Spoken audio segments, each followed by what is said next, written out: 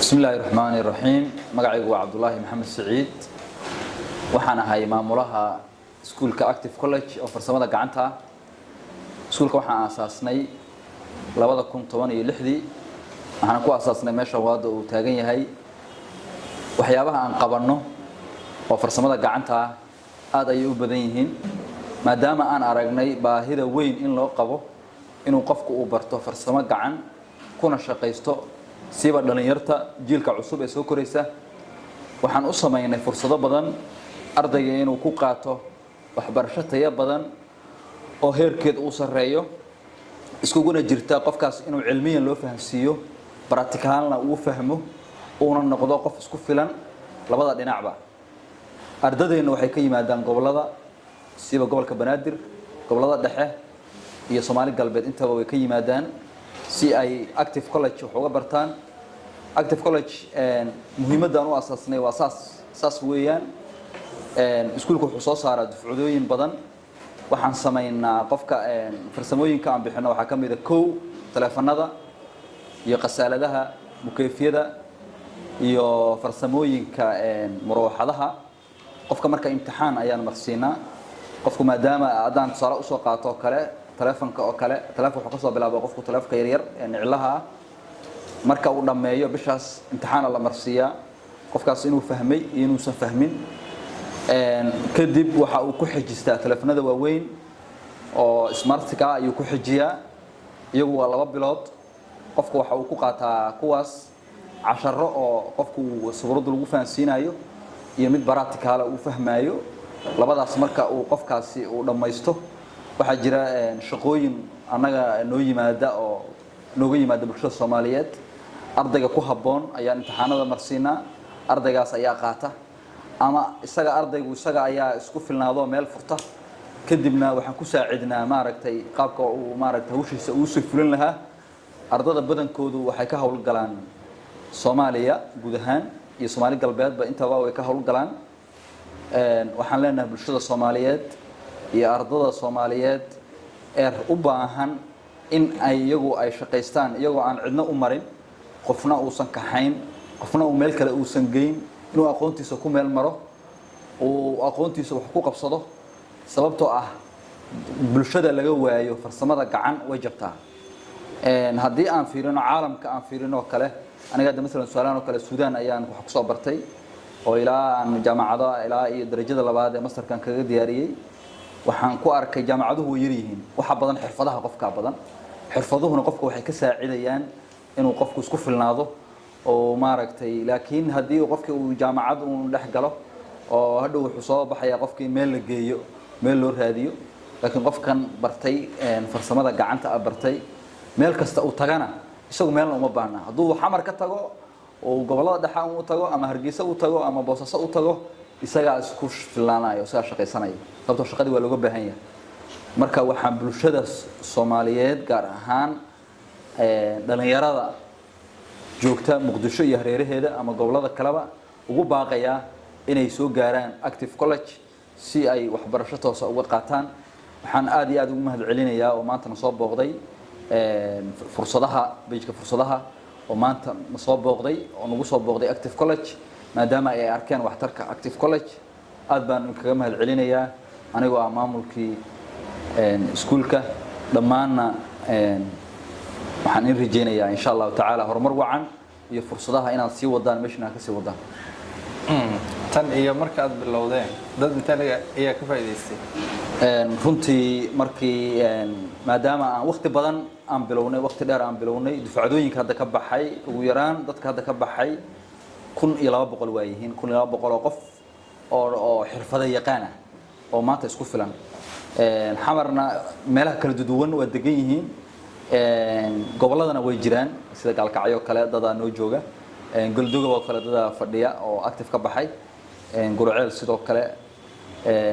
saasoo kale aan maaragtay aan qofkana anagu ma sii deynay waa ka warqabnaa haduu taageero u baahan yahay haduu arday kale u baahan yahay loo diro afgooya kale oo kamid oo kale deegaanada ku hareeraysan magaalada Muqdisho ardadu ay joogaan marka ardaygiina waa la saacideeyaa gacanta lagu qabtaa waana la socdaa dadkaas aad xirfadaha barteen noloshooda maxay iska bedelay runtii markii la fiiriyo aniga hadda waxaan ka xasuustaa arday noo yimi oo nooga yimi deegaanka Yaqbari Weyne ardaygaasi waxa uu go'aansaday inuu barto taleefanada waxa uu meeshan hadda aan joogno uu seexan jiray sababtoo ah maadaama ay ka fog tahay meeshii waxa uu halkan aan uu joogo jadwal dhigtay hal bil ayuu wax baranayay taleefanada weyn ku darsaday hadda waxa uu yahay deegaanada ku hareeraysan Yaqbari Weyne ama deegaanada ku hareeraysan oo dhan waa ninka maanta injineerka u ah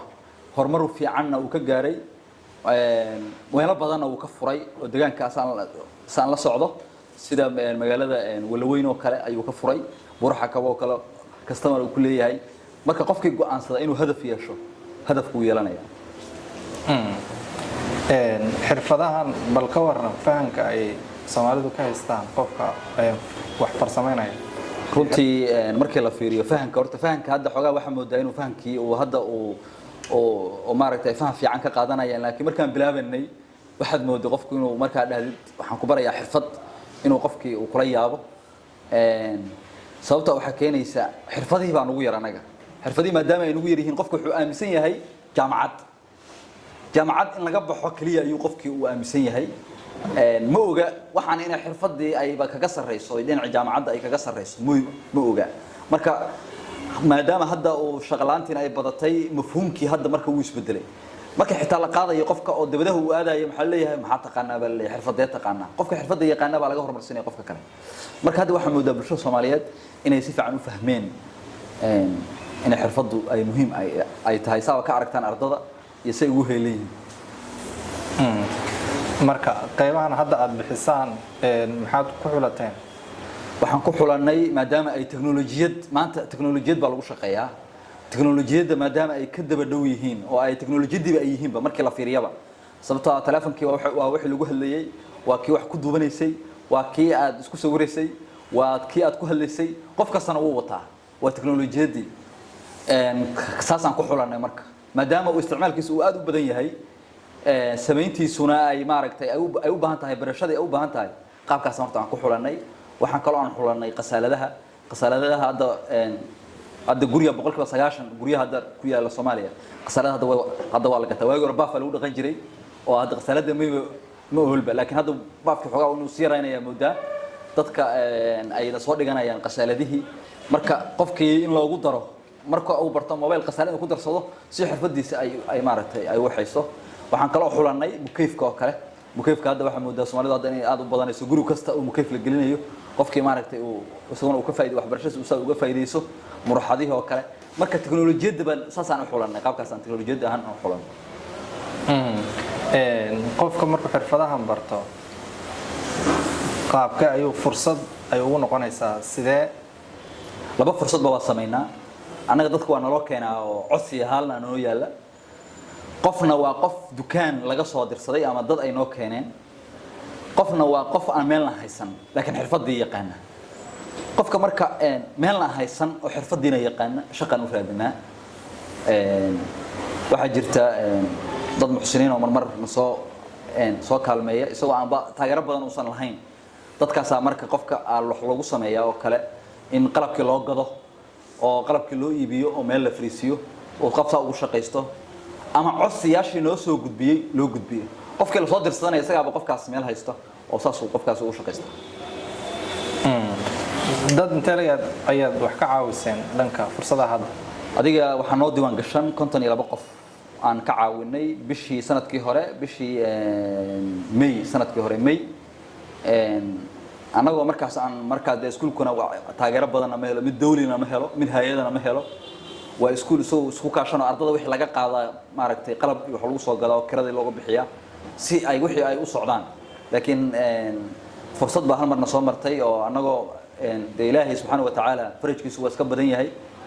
dad noo yimid muxsiniina oo noo sheegay inay dadkii qalabaynayaan marka bishaas May dadkaas fursad fiican bay heleen ardadaas oo qalabka dhan baa loo iibiyay haddana way ku shaqeystaan waana ka warhaynaa waxyaabaha la siiyay maxay ahayn waxa la siiyo kale مثلا salaan oo kale marka taleefanada ay qalabkooda siiyeen sida toolkii oo kale taleefka lagu furfurayo miiskii oo ku shaqeysan lahaa meesha uu dhigan lahaa hooferkii uu ku shaqeysan lahaa qalabkii oo dhan oo dhammaystiran ayaan ka helnay waa ilaahay mahadiis aadna waa ugu mahad celinayaa insha Allah wadanka dhalinyarada waxyaabaha hadda ay cabashada ka muujiyaan shaqo yari ama shaqo la'aan ayaa ka mid ah xirfadahan oo la barto sida ay u caawin karaan dhalinyarada runtii markii jaanib laga fiiriyo wadanku shaqo la'aan waayahay waa sax markii jaanib laga fiiriyo shaqo la'aan maaha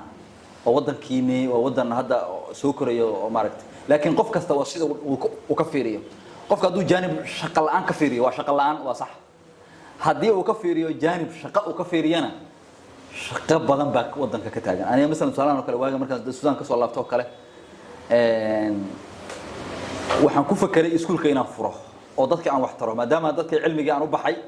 dadkii bulshadiina wax ku soo kordhiyo bulshadii ku soo kordhinteedii tan ay noqotay oo maanta dadkii saas ay uga aflaxeen marka ged la harsanayo qof kasta marka waxaan aan ugu talin lahaa shaqo la'aan wax leedahay ma jiraan adigu haddaad tiraahdo shaqo ma jirto way jirtaa markaas waa qalbiga maskaxdaada haddaad ka dhaadhiciso shaqo la'aan ma jirto waa shaqaysan kartaa wax ka xayiraaya ma jiraan sababtoo ah waxa la yiraahdaa meel aan waxba ka jirin baa wax laga abuuraa hadda mesela meeshan aan fadhino kale meel jirta ma ahayn oo de maanta anagii waa kaasa noloyi marka saas waa insha Allah maxaa caqabadaha oo wajahday intii aad wadeen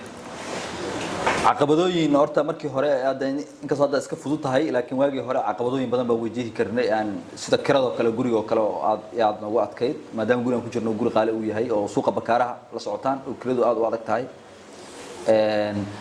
aniga marka macallin baan ahaan jiray oo jaamacadaha wax ka dhigi jiray iyo iskuulada mushaharkayga waxaan wax ku bixinayay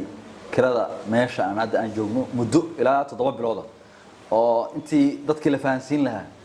ay u baahan tahay marka wax walba oo kara waxay u baahan tahay la fadhabalaadeega iyo hawl badan oo la soo maro oo dadka aan awood lahayn in ay iska bixiyaan waxa kharashka u baranay xirfadaha bal ka waran dadka asaad ula dhaqanta dadka noo imaanaya saddex nooc isku jiraan nin wax haysta oo wax iska bixin kara qof iska dhexaada oo wixii iga dhin ku dhahaya oo intaas aan uma bixin karo qofna waa qof aan waxba haysan qofkan waxba haysan waxba kama qaadno runtii ardadana wada markhaati bay ka yihiin oo intaas oo arday ka qalin jabisay oo waxba la weydiin waxba laga qaadin qofkii tamar darana oo yiraahdo meeqa bixin kartaa baa la yiraahdaa qofka intuu bixin karo ayaa laga qaadaa intuu isagu bixin karo qofka waxa sanaysaa ka bixinaya markaas anagu hadba qofka waxaan u fiirinaa qaabka uu jabkiisa u yahay baahida bulshada marka la fiiriyo ay u qabaan xirfadahan iyo dadka yaqaan marka la isbarbar dhigo magaalada jooga hadda bal ka waran iskaafinaya mise waxa jirta meel wax u dhaxeeya wali baahi badan baa jirta sababtoo xirfado way yar yihiin dadka yaqaana dadka u baahanna way badan yihiin marka farqi weyn baa jira waxa laga yaabaa boqolkiiba 40 inaysan xirfada inay yaqaanaan boqolkiiba 70 aysan xirfad aqoon marka wax farqi weyn baa u dhaxeeya labadaas bulsho marka saas weeye bulshada marka waxaan u baahanahay inay xirfadaha ay isla sababta haddii xirfadii qofka uu barto uu si yaqaan isticmaalka badanaya marka laakiin haddii xirfadii aan la aqoon isticmaalka uu yaraanaya dadka qaar xirfadahan inaysan wax weyn u arkin bal ka war wallahi horta waxa keeni kara qofku inuusan mafhuum badan uusan ka qaaban ama cilmi ahaan uu qofkii uu hooseeyo baa dhici karta oo jaahilnimo ay qofku u geynayso sababta cilmiga tusi taabsi ayaa qofku wax ku fahmaa laakiin hadal qofku wax kuma fahmo haddaad maanta oo dhan hadlayno dee hadal qofkii uu qaadanaya marka cilmiga oo dhan wuxuu ku fiican yahay si sabanaan ba anaguna laftigeena baraadka aan ugu yartaa iskuulada caadiga xitaa macaahida qofkii saynis loo dhigaya oo kale sayniskii dee afkaan baa lagu sheegaya qofkii wax la tusi ma marka cilmigii iyo manhajkii uu hooseynaya marka waxaan ugu baaqayaa dadka awoodda leh inay soo kordhiyaan xirfadaha ama saynis ahaato ama juqraafi ahaato taariikhduna iyadaaba cilmi ah oo practical ah sababtoo taariikhdu waxay ka hadashaa waxa aan ku sugannahay iyo meeshaan u soconno iyo meeshaan ka nimi dhalinyarada jaamacadaha dhameeya waxaa dhacday inay muddo fursado raadiyaan xirfadahan inay bartaan maxay ka kaafin karaan ama ka caawin karaan wax badan bay ka caawin karaan boqolkiiba 90 sababtoo qofka xirfadda isaga loo baahan yahay laakiin qofka xirfadda lahayn cidna uma baahna waa inaa marka aad xafiis ka dawareegsataa ama xafiis lagu geeyo 200 qaadataa kan waxa laga yaabaa maalintii inaad 100 ka hesho ama 200 ka hesho waa one day waa shaqooyin aad yara qabatay waa amarna hadda qofna amar ka suga mayso meesha aad furanaya xilliga rabto xilligii waxa ku yimaadaan aad xiranaya laakiin kan waxa laga yaabaa shaqaale inaad noqoto oo waqtiga lagu xadido oo aan ka faa'iideysan waqtigaaga wixii ku soo haray hadaad cilmi kale u faa'iideysan wax kale uga faa'iideysan lahayd laakiin xirfadani waa mid adiga aad furaheed adigu aad hayso marka filashadiina maxay tahay waxyaabaha tiigsanaysaan anagu waxyaabaha tiigsanan aad u badan tahay hadda afar waxyaabood baan rabnaa hadda inaan tiigsano oo hadda aan ma gaarnay qaarkood qaarna aan wali aan ku soconno koo waxaan tiigsanaynaa inay bulshadeenu ay noqoto bulsho xirfadeed labo in aan ilaahay subxaanahu wa tacaala ajar uga raasano cilmiga aan wadno sababtoo ah kan waa mid adduunyo waay ka adduunyo laftigeedu haddaan la aqoon keento ajar baad ka helaysaa oo qofkii manaafac waay waa cilmi yuntafacu bihi waay sababtoo qofka marka uu dhinto saddex waxyaabood baa laga dhaxlaa